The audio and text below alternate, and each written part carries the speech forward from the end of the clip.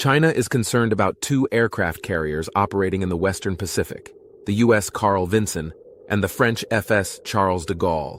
The Chinese Defense Ministry accuses France of extending NATO's reach into the Asia-Pacific region and has ordered its Southern Theater Command to monitor the two carriers. The aircraft carrier serves as a military asset and a symbol of national power, demonstrating resolve and the deployment of a sizable portion of a country's military strength. The U.S. has been the preeminent global leader in the use of aircraft carriers since World War II, with a fleet of 11 nuclear aircraft carriers.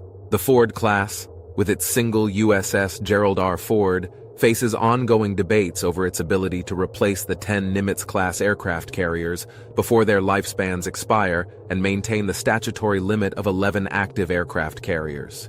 The Ford class can only be built at one facility, the Huntington Ingalls Industries Newport News Shipbuilding in Newport News, Virginia. Supply chain issues, which consists of 2,000 supplying firms in 46 states, and the retirement of experienced shipbuilders due to COVID-19, further complicate the situation.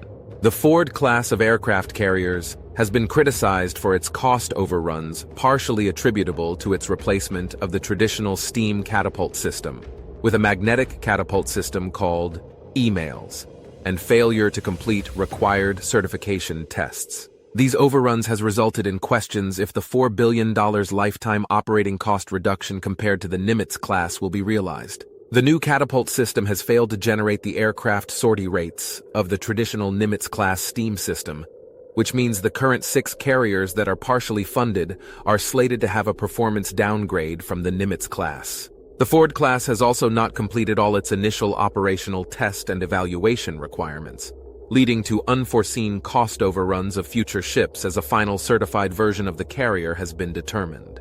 The U.S. Navy is expected to operate in the Western Pacific against China, which has invested heavily in aircraft carrier killer missiles. The Ukraine war has also demonstrated the effectiveness of long-range missiles and low-cost drones in destroying expensive military hardware.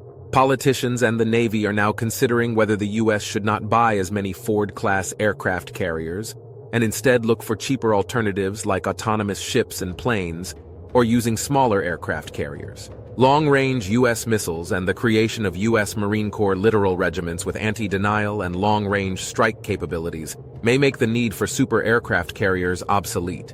Despite these concerns, the supercarrier era continues to play a role in power projection and demonstrating American intent and priorities. A vigorous debate on the future is warranted as the Nimitz class approaches retirement, and delays in the Ford class make maintaining the statutory 11 aircraft carrier requirement impossible.